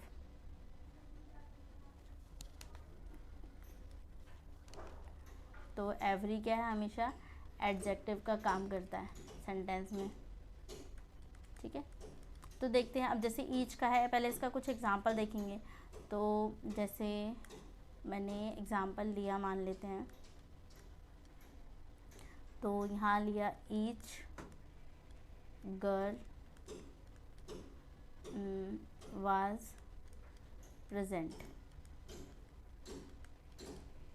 एक एग्जांपल और लेंगे, जैसे कि ईच ऑफ द गर्ल्स ले लेते हैं, of the girls was present. ठीक है, तो हमने ये दो एग्जांपल लिया। अब इन दो एग्जांपल की मदद से समझते हैं। अब जैसे फर्स्ट वाले एग्जांपल में आप देखेंगे यहाँ पे क्या यूज़ किया गया, ईच गर्ल्स वॉज प्रेजेंट। अब यहाँ पे देखना है कि सब्जेक्ट कौन सा है। तो आप देखेंगे कि जो यहाँ पर गर्ल्स यूज़ किया गया है ये हमारा क्या है, सब्जेक्ट का काम हमारा ये कर रहा है। ठीक है, पेन को चेंज करते हैं पहले। तो सब्जेक्ट का काम हमारा कौन प्ले कर रहा है, यहाँ पर ईच गर्ल्स कर रही हैं। तो ये हमारा क्या हो गया, सब्जेक्ट हो गया। और आप देखेंगे कि यहाँ पे ईच भी यूज़ किया गया। अब जाहिर सी बात है कि ये जो ईच है किसको कॉम्प्लीमेंट करने का काम कर रहा है, तो ये गर्ल्स को ही कॉम्प्लीमेंट करने का काम कर रहा है। कि यहाँ पे गर्ल्स को ही बारे में तो एक्सप्लेनेशन दे रहा है ये, कि हम ईच गर्ल की बात कर रहे हैं, हर एक गर्ल्स की बात कर रहे हैं। ठीक है, तो पहली चीज़ हमें क्या पता चली कि ये जो ईच यूज़ किया गया वो सब्जेक्ट के लिए यूज़ किया गया। और हम जानते हैं अगर सब्जेक्ट को ही कॉम्प्लीमेंट करने के लिए हम जिसे यूज़ करते हैं वो हमारा क्या हो जाता है, एडजेक्टिव होता है। एडजेक्टिव क्या करता है, सब्जेक्ट की या फिर नाउन या प्रोनाउन की ही कॉम्प्लीमेंट करने का काम करता है। तो यहाँ पे ईच भी क्या कर रहा है, नाउन को कॉम्प्लीमेंट करने का काम कर रहा है। गर्ल्स क्या है, नाउन है, तो इन्हें कॉम्प्लीमेंट करने का काम कर रहा है। दैट मीन्स यहाँ पे जो ईच है वो किसका काम कर रहा है, एडजेक्टिव का। ठीक है, जबकि नेक्स्ट वाले एग्जाम्पल में आते हैं। अब यहाँ देखेंगे ईच गिवन है, इसके बाद आ गया ऑफ। और हम जानते हैं ऑफ के बाद, ऑफ क्या है, यहाँ पे प्रीपोजिशन का काम कर रहा है। और प्रीपोजिशन के जस्ट बाद आने वाला वर्ड क्या होता है, वो प्रीपोजिशन का ऑब्जेक्ट हो जाता है। दैट मीन्स द गर्ल्स यहाँ पे ऑब्जेक्ट हो गई। अगर ये ऑब्जेक्ट है तो सब्जेक्ट नहीं है ये, है ना। तो बचा क्या, अब ये ना, ऑफ हमारा प्रीपोजिशन है तो ये सब्जेक्ट नहीं हो सकता। ऑब्जेक्ट ये हमारा क्या हो चुका है, ये ऑब्जेक्ट है प्रीपोजिशन का, तो ये भी हमारा सब्जेक्ट नहीं हो सकता। आप यहाँ देखेंगे ये वर्ब है, वर्ब हमारा सब्जेक्ट नहीं है, और ये भी सब्जेक्ट नहीं हो सकता। तो बचा क्या, ईच। तो यहाँ पे जो हमारा सब्जेक्ट है वो कौन सा है, ईच है। और हम जानते हैं कि अगर कोई चीज़ सब्जेक्ट की जगह पर आई है तो वो या तो नाउन हो सकती है या फिर क्या हो सकता है, वो प्रोनाउन हो सकता है। अब आप देखेंगे ईच नाउन तो नहीं है, तो बचा क्या, प्रोनाउन। दैट मीन्स यहाँ पे जो नाउन यूज़ किया गया है ईच, ये क्या है, यहाँ पे जो सब्जेक्ट यूज़ किया गया है ईच, वो क्या है, प्रोनाउन का काम कर रहा है। तो आई होप ये दोनों बातें आपको समझ में आई कि कैसे, कब ईच यहाँ पर एडजेक्टिव क्या बन के भी आ सकता है और प्रोनाउन का काम भी कर सकता है। तो इसका पार्ट्स ऑफ स्पीच देखेंगे तो ये प्रोनाउन की तरह भी यूज़ हो सकता है और एडजेक्टिव की तरह भी। जबकि आप एवरी को देखेंगे तो इसको भी एग्जाम्पल के थ्रू समझते हैं। जैसे हम एग्जाम्पल लेते हैं, जैसे मैंने फर्स्ट एग्जाम्पल लिया, पहले लेते हैं एवरी वॉज प्रेजेंट। एक और एग्जांपल लेते हैं, सेकंड एग्जांपल लिया, every of the girls was present. ठीक है, एक और भी लेते हैं, थर्ड यहाँ पे लेते हैं एवरी गर्ल वॉज प्रेजेंट। अब इन 3 एग्जाम्पल की मदद से समझते हैं। अब जैसे पहले वाले में आप देखेंगे एवरी वॉज प्रेजेंट, तो आप देखेंगे इसका कोई सेंस ही नहीं बनेगा, क्योंकि एवरी अगर यहाँ पर आप देखेंगे सब्जेक्ट की जगह पर आ चुका है, और अगर सब्जेक्ट की जगह पर आ चुका है तो हम जानते हैं या तो इसे नाउन होना चाहिए तो प्रोनाउन। हम जानते हैं ना ये प्रोनाउन का काम कर सकता है ना ये नाउन का, तो ये वाला सेंटेंस क्या हो जाएगा, गलत हो जाएगा, इसका कोई सेंस ही नहीं बनेगा। हर कोई प्रेजेंट है, ये कोई सेंस ही नहीं बनेगा यहाँ पर। ठीक है, एवरी वॉज प्रेजेंट, तो ये तो गलत है टेक्निकली भी और मीनिंग वाइज भी, इसका कोई सेंस नहीं है। सेकंड वाले पे आते हैं, every of the girls was present. अब यहाँ पे आप देखेंगे ऑफ आ गया बीच में। ऑफ अभी हमने कहा कि ये प्रीपोजिशन है, प्रीपोजिशन के आने वाला वर्ड क्या हो जाता है, इसका ऑब्जेक्ट हो जाता है, तो ये हो गया इसका ऑब्जेक्ट। अगर ये ऑब्जेक्ट हो गया तो सब्जेक्ट नहीं हो सकता, और ये दोनों भी सब्जेक्ट नहीं है, तो सब्जेक्ट में क्या बचा है, एवरी। और अभी हमने देखा जो सब्जेक्ट की जगह पर आएगा उसे या तो नाउन होना पड़ेगा या तो प्रोनाउन होना पड़ेगा। और आप देखेंगे तो एवरी ना तो नाउन है ना तो प्रोनाउन है, दैट मीन्स ये वाला भी सेंटेंस क्या हो गया, टेक्निकली गलत हो गया। ग्रामेटिकली ये सेंटेंस भी क्या हो जाएगा, रॉन्ग हो जाएगा। तो बचा क्या, एक ही बच रहा है, थर्ड। इस एग्जाम्पल को समझते हैं। यहाँ पे आप देखेंगे एवरी गर्ल वॉज प्रेजेंट, तो यहाँ पे जो सब्जेक्ट है वो क्या है, गर्ल्स है हो गई। ये यहाँ पे क्या करेंगे, सब्जेक्ट का काम करेंगे, और एवरी क्या कर रहा है, सब्जेक्ट को कॉम्प्लीमेंट कर रहा है, यानी कि सब्जेक्ट की जगह पर कौन है, यहाँ पर नाउन है, गर्ल्स नाउन हो गई। तो यहाँ पे एवरी किसको कॉम्प्लीमेंट करने का काम कर रहा है, नाउन को। और हम जानते हैं नाउन या प्रोनाउन को कॉम्प्लीमेंट करने वाले वर्ड को हम क्या बोलते हैं, एडजेक्टिव। तो ये यहाँ पे किसका काम कर रहा है, एडजेक्टिव का काम कर रहा है। ठीक है स्टूडेंट्स, आई होप ये बात आपको समझने में आसानी हुई कि, पहले इनको हम डिफ्रेंशिएट करते हैं, तो ये बात आपको अच्छे से समझ में आ गई कि ईच और एवरी का स्पीच क्या है। ठीक है, सेंटेंस का क्या स्पीच है ये आप समझ गए कि ये कई बार ईच जो होता है ये प्रोनाउन का भी काम कर सकता है और एडजेक्टिव का भी, जबकि जो एवरी है वो सिर्फ एडजेक्टिव का काम करता है। तो ये तो थी इसके बारे में पहली बात जो आपने समझा। ठीक है, अब हम आते हैं दूसरी बात पे। दूसरी बात क्या है, दूसरी बात ये है कि जो हम ईच को यूज़ करते हैं और एवरी को यूज़ करते हैं, ये हम तो पहली बात तो आप समझ गए कि हमने यहाँ पे पार्ट्स ऑफ स्पीच समझा कि जो ईच होता है वो प्रोनाउन और एडजेक्टिव दोनों का काम करेगा, जो एवरी है ये सिर्फ एडजेक्टिव का काम करेगा। ये थी इसकी पहली बात। सेकंड बात इससे रिलेटेड क्या है, सेकंड बात ये है कि ईच का और एवरी का यूज़ कहाँ किया जाता है। तो ईच हम जानते हैं इक्वल टू के लिए, यानी कि दो लोगों के लिए हम क्या जब बात करते हैं तो उसके लिए हम यूज़ करते हैं, या फिर दो लोगों से ज़्यादा के लिए हम भी क्या करते हैं, ईच को यूज़ कर सकते हैं। तो दोनों केस में आप कर सकते हैं, या फिर इसको लिख सकते हैं इक्वल टू, और ग्रेटर देन के लिए हम क्या करते हैं, टू को यूज़ करते हैं। ठीक है, ईच को यूज़ करते हैं। जबकि एवरी हमेशा कब किया जाएगा, मोर देन टू के लिए। तो ये इस वाले केस में हमेशा दो से ज़्यादा के लिए हम क्या करते हैं, एवरी यूज़ करते हैं। जबकि ईच हम दो लोगों के लिए भी कर सकते हैं और दो से ज़्यादा के केस में भी कर सकते हैं। तो ये दो इम्पॉर्टेंट बातें थी जो आपने ईच और एवरी के बारे में समझा। अब इस पे एरर कैसे पूछा जाता है, तो इस पे एरर जो पूछा जाता है, कॉन्सेप्ट पे वापस आएंगे। अब यहाँ पे जितने वर्ड आपको गिवन है, ईच, एवरी, आइदर, नाइदर, ये अपने आप में ही क्या होते हैं, सिंगुलर होते हैं। और इन पे जो एरर हम जानते हैं कि सब्जेक्ट की तरह भी आ सकते हैं, और अभी हमने देख लिया कि सबका नेचर अलग अलग है, कुछ एडजेक्टिव के लिए यूज़ हो रहा है, कुछ उसके लिए। तो अभी और भी चीज़ें हैं उनको भी समझेंगे, आइदर नाइदर को भी। अभी हमने दो बातें समझी ईच और एवरी के लिए। ईच और एवरी में इसमें जो क्वेश्चन पूछा जाएगा, अगर सब्जेक्ट की तरह यूज़ किया गया है तो यहाँ पे सिंगुलर है, अगर ये सिंगुलर है तो इसके साथ वर्ब भी कैसा होना चाहिए, सिंगुलर होना चाहिए। तो पहला जो एरर पूछा जाता है वो इस कॉन्सेप्ट पे बेस पूछा जाता है। जैसे एग्जांपल से समझते हैं इस चीज़ को। अब जैसे इस वाले क्वेश्चन में आते हैं, इस वाले क्वेश्चन में आप देखेंगे each of these substances are found in India. क्या करना है, वीडियो को पॉज करना है, पहले खुद आइडेंटिफाई करना है। ठीक है, अब मैंने जैसे कहा ईच आप देखेंगे यहाँ पे यूज़ किया गया, ईच के बाद क्या आ गया, ऑफ आ गया। और ऑफ क्या है, प्रीपोजिशन है, और हम जानते हैं प्रीपोजिशन के बाद जस्ट आने वाला जो वर्ड होता है वो क्या हो जाता है, प्रीपोजिशन का ऑब्जेक्ट हो जाता है।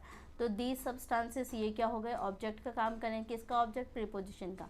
अगर ये ऑब्जेक्ट है तो सब्जेक्ट तो नहीं हो सकता, तो इसका मतलब सब्जेक्ट में बचा क्या, यहाँ से तो कुछ भी सब्जेक्ट नहीं हो सकता, बचा क्या, सिर्फ हमारे पास बच रहा है ईच। तो ये ईच ही हमारा क्या हो गया, सब्जेक्ट हो गया।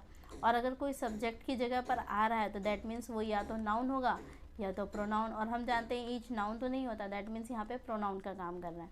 और यहाँ पे इसका मतलब सब्जेक्ट जो है वो क्या क्या है, प्रोनाउन है। और ये भी आप देखेंगे, अभी मैंने बताया कि इनका नेचर क्या होता है, ये सिंगुलर है। और अगर सिंगुलर है तो अपने साथ वर्ब भी कैसे देंगे, सिंगुलर।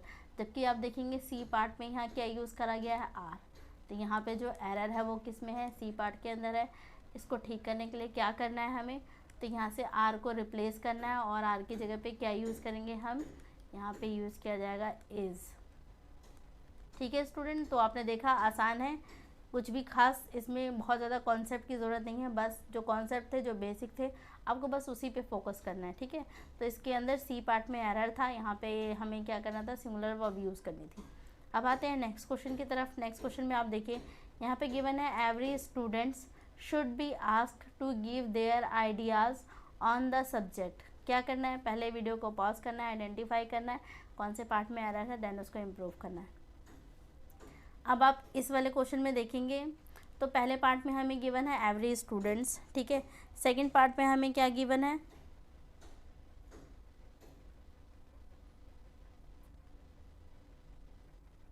सेकंड पार्ट में गिवन है should be asked, third part में गिवन है to give their ideas on the subject. अब करना क्या है, देखिए पहले पार्ट में आप देखेंगे तो यहाँ पे सब्जेक्ट का काम कौन कर रहा है, स्टूडेंट। तो ये हो गया हमारा सब्जेक्ट, और आप देखेंगे एवरी यूज़ किया गया। हम जानते हैं कि एवरी प्रोनाउन तो नहीं हो सकता, सब्जेक्ट की जगह पर नहीं है।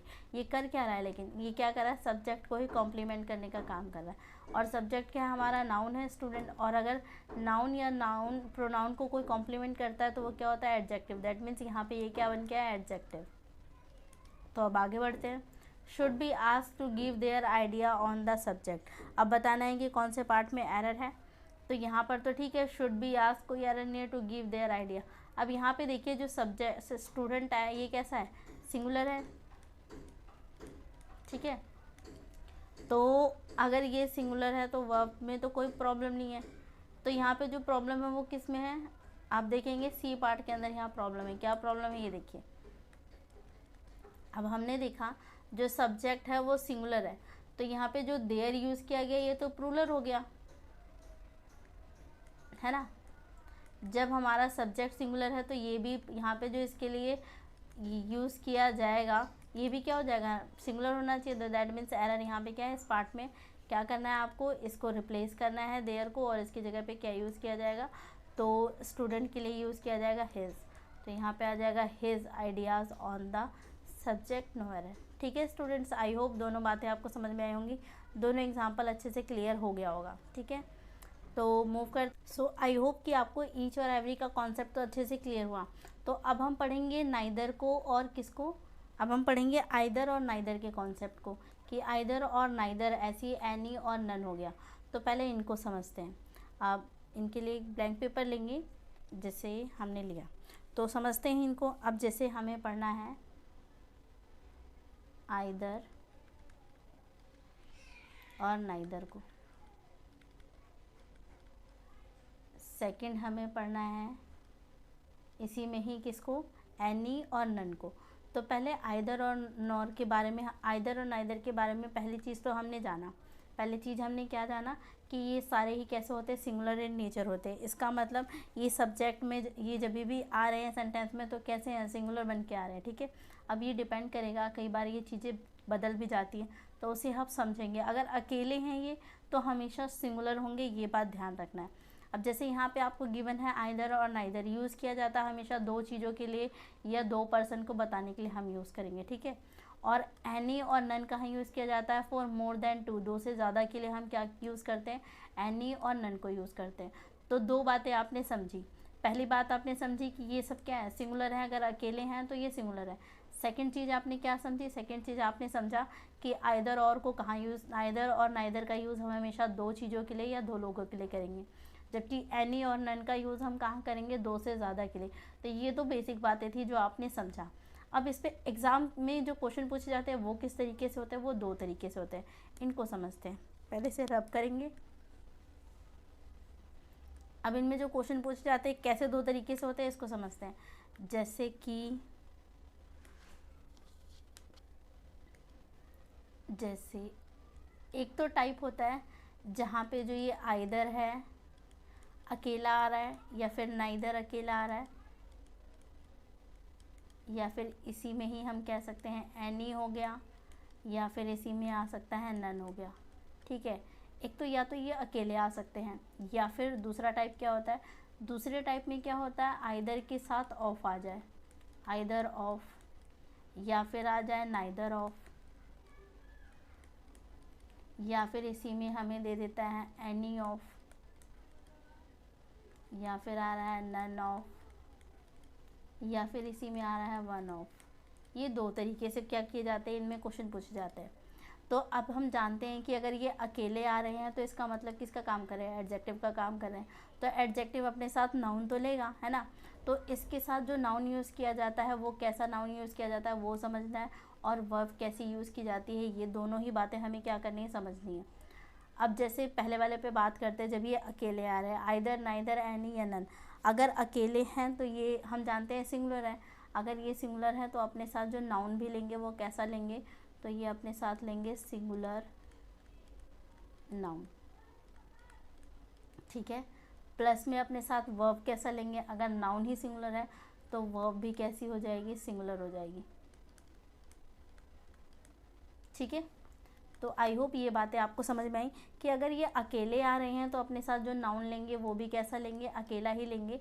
तो नाउन कैसा होगा, सिंगुलर नाउन हो जाएगा। वर्ब कैसी होगी, वो भी कैसी हो जाएगी, सिंगुलर वर्ब हो जाएगी। ठीक है, आई होप यहाँ तक कोई एरर नहीं होगा या कोई भी डाउट नहीं होगा।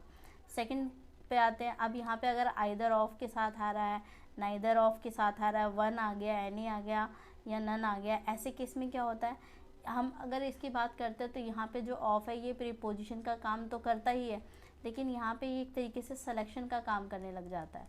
क्या होता है ऐसे केस में, सिलेक्शन का जो ऑफ होता है दो चीज़ों के लिए यूज़ किया जाता है। कई जगह पे ये कंजंक्शन का काम करता है, कई जगह पे ये सिलेक्शन का। लेकिन आइदर नाइदर के साथ अगर ये इस तरीके से आ रहा तो ये यहाँ पे प्रीपोजिशन से ज़्यादा सिलेक्शन का काम करने लग जाता है। और हम जानते हैं जब हम सिलेक्शन करते हैं तो दो से ज़्यादा के बीच में ही सिलेक्शन होता है, कभी भी एक में से एक का सिलेक्शन नहीं हो सकता। ठीक है, दो होंगे या दो से ज़्यादा में ही होंगे तभी सिलेक्शन होगा। और आइदर नाइदर कहाँ यूज़ किया जाता है, दो के लिए, तो यहाँ पे दो लोगों के बीच में सिलेक्शन हो रहा है।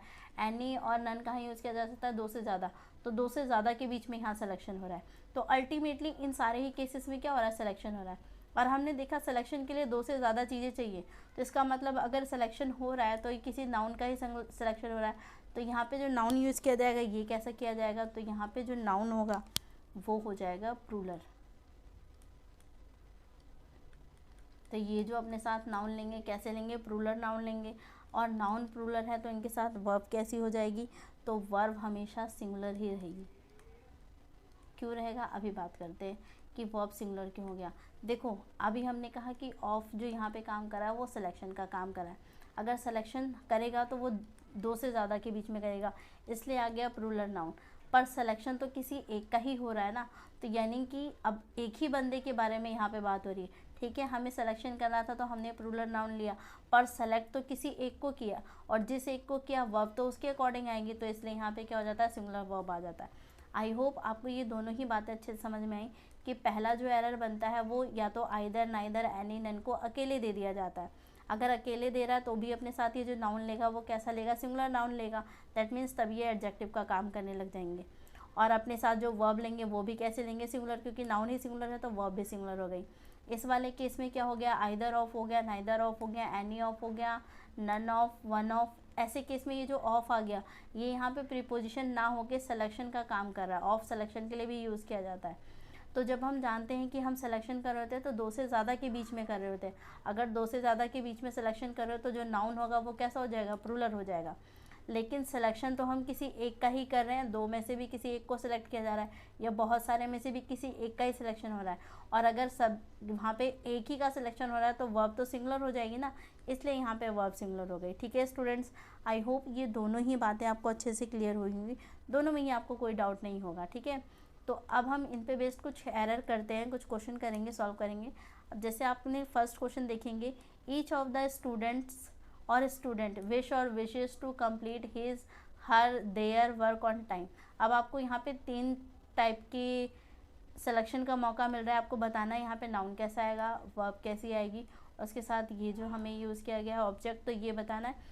इन तीनों में ही आपको बताना है। तीनों अगर आप ये क्वेश्चन अच्छे से कर लेते तो आपका यहाँ पे पूरा डाउट ही क्या हो जाएगा, क्लियर हो जाएगा। ठीक है, तो शुरू करते हैं। इस क्वेश्चन को पहले मैं ही समझाती हूँ आपको।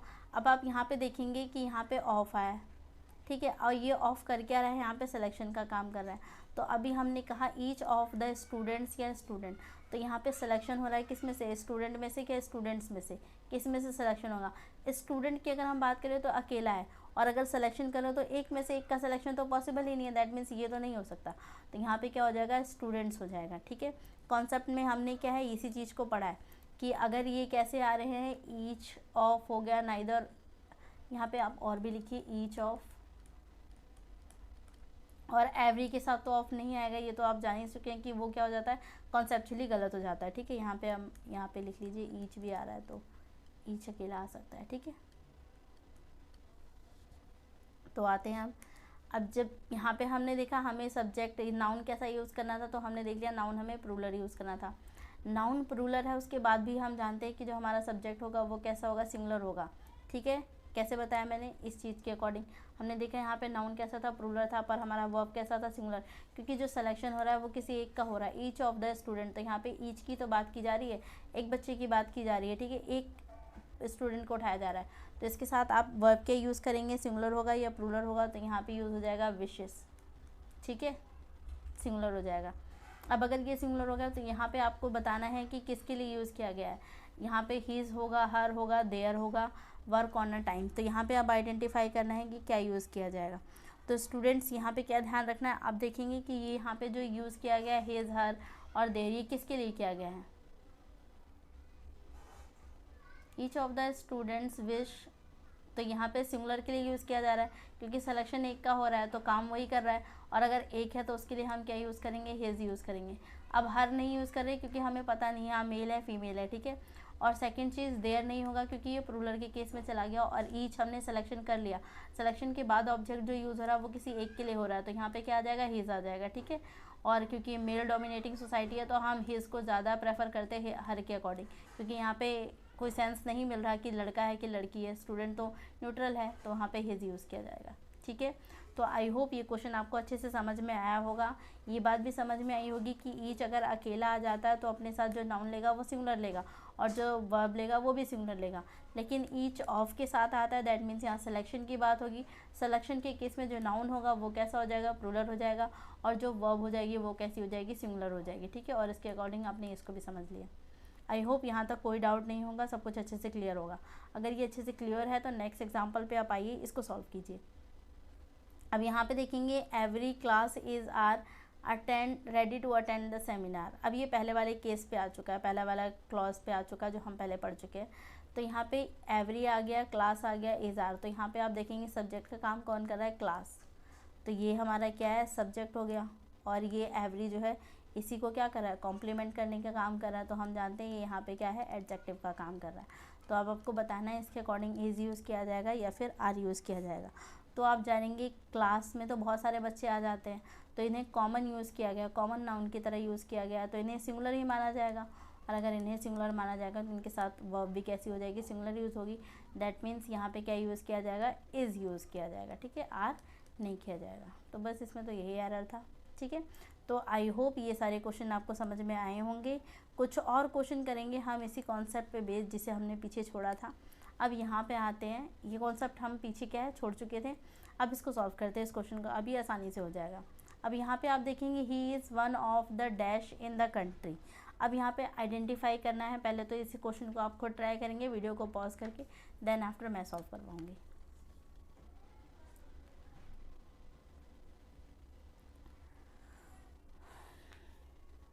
तो शुरू करते हैं। अब यहाँ पे देखना है he is one of the dash is in the country. अब करना क्या है, अभी हमने देखा वन ऑफ की बात हो रही है और वन ऑफ आ गया, तो यहाँ पे भी ऑफ क्या कर रहा है, सिलेक्शन का काम कर रहा है। सिलेक्शन के केस में हम जानते हैं सिंगुलर तो नहीं होगा, तो जहाँ सिंगुलर होगा उस ऑप्शन को काट दीजिए।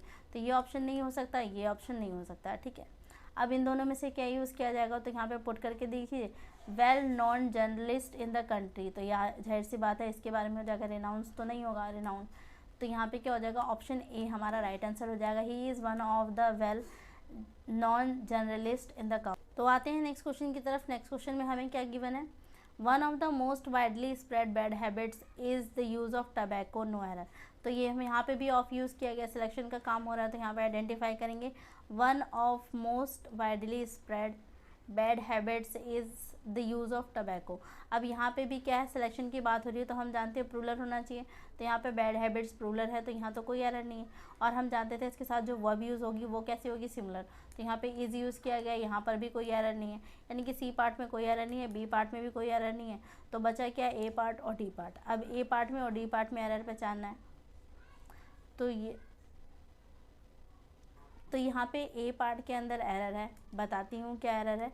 यहाँ पे अलग कॉन्सेप्ट यूज़ कर लिया गया। अब यहाँ पे क्या हम जानते हैं, मोस्ट यूज़ किया गया, और मोस्ट क्या है, सुपरलेटिव डिग्री है, और सुपरलेटिव डिग्री अपने साथ क्या लेता है, आर्टिकल यूज़ करता है द का। तो बस यहाँ पे यही एरर था कि मोस्ट से पहले क्या लगना चाहिए था, द लगना चाहिए था, ठीक है। तो यहाँ पे थोड़ा सा अलग ही एरर था, चलो कोई बात नहीं, ये भी आपको अच्छे से समझ में आएगा। तो यहाँ पे जो एरर है वो ए पार्ट के अंदर हो जाएगा, वन ऑफ द मोस्ट, तो यहाँ पे क्या यूज़ किया जाएगा, द यूज़ किया जाएगा, बस इसमें ये एरर था। ठीक है स्टूडेंट्स, आई होप ये क्वेश्चन अच्छे से समझ में आया होगा, ठीक है। तो अगर यहाँ तक कोई डाउट नहीं है तो नेक्स्ट मूव करेंगे, एक दो क्वेश्चन और है इस कॉन्सेप्ट पे बेस, फिर उसके बाद हम नेक्स्ट रूल पे चलेंगे। देखते हैं, इस क्वेश्चन में गिवन है the lady has been declared as one of the top 10 dash of the community.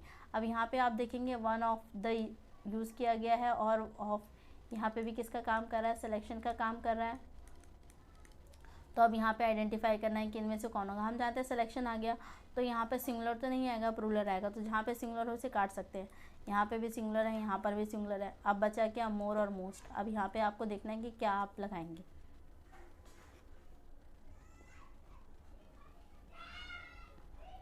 तो आप देखेंगे यहाँ पे द यूज़ किया गया, और अभी हमने बात करी इस कॉन्सेप्ट पे कि द हमेशा किसके लिए यूज़ किया जाता है, सुपरलेटिव डिग्री के लिए यूज़ किया जाता है। तो यहाँ पे भी द यूज़ किया गया है, द टॉप 10, तो यहाँ पे क्या हो जाएगा, मोस्ट पावरफुल मेंबर्स, ठीक है। तो ऑप्शन बी हमारा राइट आंसर हो जाएगा। आई होप ये समझ में आया।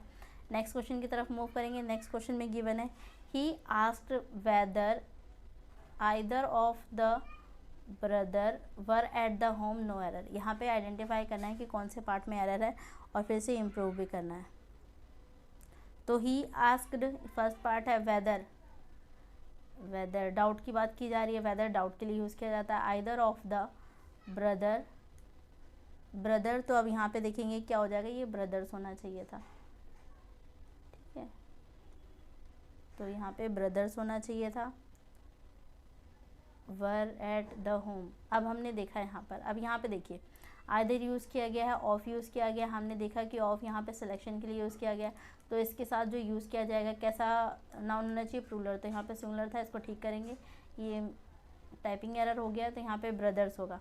अब सी पार्ट में देखेंगे, हम जानते हैं कि इसके साथ जो हम आइदर है, आइदर के केस में ऑफ अगर आ रहा है, आइदर के साथ अगर ऑफ आ रहा है, तो इसके साथ जो नाउन यूज़ किया जाएगा वो कैसा होगा, प्लूरल नाउन होगा। और जो सब्जेक्ट वर्ब यूज़ किया जाएगा वो कैसा हो जाएगा, सिंगुलर वर्ब होगा। अब यहाँ पर आप देखिए कि वर्ब कैसा है, प्लूरल है, तो यहाँ पे जो एरर है वो सी पार्ट के अंदर है। एक्चुअली यहाँ पे गलती से दो एरर दे दिया गया, पहला एरर ये एस वाला हो गया, और दूसरा एरर ये है, ठीक है। तो यहाँ पे क्या आना चाहिए था, वाज आना चाहिए था, ठीक है। तो ये हो गया, दोनों एरर आप यहाँ पे समझ गए, तो आई होप ये क्लियर हो गया होगा। तो ये था हमारा पूरा कॉन्सेप्ट, आपको ये अच्छे समझ में आया होगा। एक बार हम इसको गो थ्रू ज़रूर करेंगे, क्योंकि यहाँ पे हमने एक साथ बहुत सारी चीज़ें पढ़ ली, ठीक है। तो देखते हैं इसे। तो रूल हमारा क्या था, रूल हमारा था आइदर और नाइदर वाला। यहाँ पे पहले हमने समझा ईच और एवरी को, ठीक है। ईच एवरी के बारे में हमने क्या बातें समझी, पहले उसको देखते हैं। हमने ईच के बारे में दो बातें जानी। पहला तो हमने इसका स्पीच, पार्ट्स ऑफ स्पीच समझा। तो हमने देखा ईच अगर अकेला आ रहा है तो वो प्रोनाउन का भी काम कर सकता है, और एडजेक्टिव की तरह भी यूज़ हो सकता है। तो ये दोनों हमने इसके एग्जाम्पल समझे। दूसरी बात हमने इसके बारे में समझा था कि ईच दो लोगों के लिए या दो से ज़्यादा के लिए यूज़ किया जाता है, ठीक है। तो ये भी आपको अच्छे से क्लियर हुआ। फिर हमने एवरी के बारे में पढ़ा था। एवरी अगर पार्ट्स ऑफ स्पीच है, पार्ट्स ऑफ स्पीच इसका क्या होता है, एडजेक्टिव, ये हमेशा एडजेक्टिव बन के आता है, ठीक है। और हमेशा किसके लिए यूज़ किया जाएगा, तो जब हम एवरी की बात करते हैं तो 2 से ज़्यादा के लिए यूज़ किया जाता है, एक के लिए नहीं। तो ईच और एवरी के बारे में हमने ये 2 बातें जाना था। और इसके अलावा हमने इस पर कुछ एरर देखे थे। एरर किस तरीके के थे, तो यहाँ पे हमें जो इन पे क्वेश्चन पूछा जाता है वो इसका कि हम जानते हैं ये जो जितनी भी चीज़ें हमें यहाँ गिनी थी ये अकेले है, तो ये सिंगुलर का काम करती है। और अगर ये सिंगुलर होंगी तो अपने साथ वर्ब भी कैसा लेंगे, सिंगुलर, क्योंकि मेन कॉन्सेप्ट यही काम करता है। वर्ब हमारा कैसा होना चाहिए, सब्जेक्ट को एग्री करना चाहिए। तो अगर सब्जेक्ट ही हमारा सिंगुलर हो जाएगा तो वर्ब भी कैसा हो जाएगा, सिंगुलर हो जाएगा। ठीक है, तो इस पर हमने कुछ क्वेश्चन किए थे। क्वेश्चन हमारे थे ये रहे, कुछ नहीं ये नहीं थे हमारे क्वेश्चन, थे ये रहे क्वेश्चन।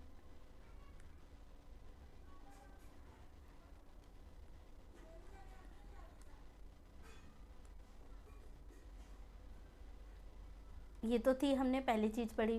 फिर आते हैं सेकंड चीज़ क्या थी, अब हमने आइदर और नाइदर को देखना है। तो आइदर और नाइदर के केस में हमने क्या देखा, अब पहले हमने इसका कॉन्सेप्ट समझा आइदर और नाइदर का। तो इसमें हमें 2 बातें पता चली थी। क्या चीज़, पहली चीज़ तो हमें यहीं से पता चली थी कि ये कैसे होते हैं, सिंगुलर इन नेचर होते हैं। ठीक है, तो आइदर भी सिंगुलर हो गया, नाइदर भी सिंगुलर हो गया, एनी और नन, दोनों चारों चीज़ें क्या हो गई, सिंगुलर। ये जितनी चीज़ें सब सिंगुलर हैं। अब अकेली हैं तो, और इसके अलावा क्या है, अब यहाँ पे आइदर और नाइदर कब यूज़ किया जाता है, तो आइदर और नाइदर को जब आप यूज़ करते हैं 2 चीज़ों के लिए किया जाता है, 2 थिंग हो गए या 2 पर्सन हो गए। ठीक है, दोनों के लिए यूज़ किया जाता है इनको। जबकि एनी और नन है ये भी दोनों के लिए यूज़ किया जाएगा, और ये हमेशा ज़्यादातर 2 से ज़्यादा के लिए यूज़ किया जाता है। ठीक है, यहाँ पे हमने 2 बातें इनके बारे में समझा। अब आते हैं इनके पार्ट्स ऑफ स्पीच पे। तो आइदर, नाइदर, एनी और नन ये क्या होते हैं, आइदर और नाइदर यूज़ किए जाते ज़्यादातर एडजेक्टिव बन के यूज़ किए जाते हैं। ठीक है, अब इन पे जो एरर पूछा जाता है एग्ज़ाम में, 2 तरीके से इनमें क्वेश्चन पूछा जाता है। कैसे, एक तो ईच, आइदर, नाइदर, एनी और नन, इनको अकेला दे दिया जाएगा। ठीक है, अकेले अकेले आ रहे हैं, तो अगर ये अकेले हैं तो भी अपने साथ नाउन लेंगे, क्योंकि हम जानते हैं ये किसका काम कर रहे हैं, सब सेंटेंस में आके एडजेक्टिव का काम कर रहे हैं। तो अगर एडजेक्टिव है तो अपने साथ नाउन लेगा, और नाउन लेगा तो कैसा नाउन लेगा, सिंगुलर नाउन लेगा। नाउन अगर इनका सिंगुलर है तो वर्ब भी इनका कैसा हो जाता है, सिंगुलर हो जाता है। और अगर ये आइदर ऑफ, नाइदर ऑफ, अगर ऑफ के साथ आते हैं तो ऑफ अगर इनके साथ यूज़ किया जा रहा है, दैट मीन्स यहाँ पे ऑफ प्रीपोजिशन की बजाय सिलेक्शन का काम कर रहा है। और अगर ये सिलेक्शन का काम कर रहा है तो फिर क्या हो जाएगा अपने साथ, क्योंकि सिलेक्शन हम किसी एक के बीच में नहीं करते, 2 या 2 से ज़्यादा चीज़ों के बीच में करते हैं। तो ऐसे केस में आपको क्या करना है, प्लूरल नाउन इसके साथ यूज़ किया जाएगा। अगर नाउन प्लूरल हो गया तो इनके साथ वर्ब भी कैसी हो जाएगी, सिंगुलर हो जाएगी। अच्छा, अब जैसे नाउन ही प्लूरल हो गया तो वर्ब भी प्लूरल होना चाहिए था, फिर भी हम सिंगुलर की यूज़ करें क्योंकि यहाँ पे हम सिलेक्शन करें। और सेलेक्ट तो हम किसी एक को करें ना, आइदर और नाइदर 2 के लिए किया जाता है, तो 2 में से किसी एक को सेलेक्ट किया गया। एनी और नन यूज़ किया जाता है 2 से ज़्यादा के लिए, तो एनी और नन के केस में 2 से ज़्यादा में से किसी एक का सिलेक्शन हुआ, पर सिलेक्शन तो किसी एक का हुआ ना, तो बाकी सेंटेंस तो उसके अकॉर्डिंग चलेगा। तो यहाँ पे क्या हो जाता है, सिंगुलर वर्ब यूज़ हो जाता है। ठीक है, तो इस पे बेस्ड हमने कुछ क्वेश्चन देखे थे, जिसमें ये थे हमारे कुछ क्वेश्चन, जिसमें हमने देखा था कि यहाँ पे ऑफ सिलेक्शन का काम करा था। तो यहाँ पे मैंने आपको तीनों एरर समझा दिया था कि यहाँ पे जो इनके साथ नाउन हो जाएगा वो कैसा हो जाएगा, प्लूरल हो जाएगा। वर्ब कैसी हो जाएगी, सिंगुलर हो जाएगी। और आगे का पूरा सेंटेंस उस एक बंदे के ही बेस पे चलेगा जिसका सिलेक्शन किया गया, तो उसके लिए क्या यूज़ किया जाएगा, हिज यूज़ किया जाएगा। ठीक है, और ऐसे ही ये, आई होप कि यहाँ तक चीज़ें आपको अच्छे से क्लियर हुई होंगी। ये था हमारा पूरा कॉन्सेप्ट जो हमने इनमें सीखा। अब हम मूव करेंगे नेक्स्ट कॉन्सेप्ट की तरफ, तो वो भी ठीक है, अगर यहाँ तक कोई डाउट नहीं होगा तो हमने 4 कॉन्सेप्ट यहाँ तक पढ़ लिए। और आपने देखा शुरू के 2 कॉन्सेप्ट काफ़ी इजी थे, ये वाला थोड़ा सा बल्कि था। अब नेक्स्ट की तरफ मूव करते हैं, नेक्स्ट भी आसान है। अब यहाँ पर आते हैं रूल नंबर 5 की तरफ। यहाँ पे जो रूल नंबर 5 है वो किसके लिए है, everybody, everything, nobody, nothing, somebody, something, each, anybody, either, neither, one, ये कुछ वर्ड्स है। अब इनके साथ हम बात करेंगे। तो अभी हमने देखा था कि इनका नेचर वैसे भी सिंगुलर का ही होता है। तो everybody, everything, nobody, nothing, something और समबडी, ये भी कैसे होते हैं, ऑलवेज सिंगुलर ही होते हैं। तो इनका नेचर भी कैसा होता है, सिंगुलर ही होता है। ठीक है, अब इसको डिटेल से समझते हैं। पार्ट्स ऑफ स्पीच की अगर हम बात करें तो ये भी कैसे हो सकते हैं, अकेले आ सकते हैं। ठीक है, और हमने देखा कि अपने साथ जो लेंगे हमेशा ये कैसे ट्रीट किए जाते हैं, सिंगुलर ट्रीट किए जाते हैं। ठीक है, तो इन पे बेस कुछ क्वेश्चन देखेंगे। ये हमेशा सिंगुलर है, तो अपने साथ वर्ब भी कैसा लेंगे, तो वर्ब भी लेंगे सिंगुलर। ठीक है, तो आते हैं इनमें ज़्यादा कॉन्सेप्ट नहीं है, बस आपको क्वेश्चन के बेस पे भी आपको ये बातें समझ में आएंगी। तो आते हैं, जैसे यहाँ पे आप देखेंगे every one of the boys love to ride, no error. अब यहाँ पे आप देखेंगे every one of the boys, अब यहाँ पे भी जो ऑफ है ये किसका काम कर रहा है, सिलेक्शन का काम कर रहा है, ठीक है। और हमने देखा है एवरी वन यहाँ पे क्या हो जाएगा, सब्जेक्ट हो जाएगा, क्योंकि ऑफ एक तरीके से अब ऑफ के बाद प्रीपोजिशन ही है, भले यहाँ पे सिलेक्शन का काम कर रहा है बट बेसिकली है तो ये। अब इसके बाद जो आएगा ये क्या हो जाएगा, प्रीपोजिशन का ऑब्जेक्ट हो जाएगा, तो ये सब्जेक्ट नहीं हो सकता। तो सब्जेक्ट यहाँ पे एवरी वन है, और एवरी वन कैसा है, सिंगुलर है, तो इसके साथ जो वर्ब यूज़ होगी वो भी कैसे हो जाएगी, सिंगुलर हो जाएगी। तो देखते हैं अब यहाँ पे हमें क्या गिवन है, लव टू राइड। अब लव ये कैसा हो गया, आप देखेंगे कि ये प्लूरल हो गया।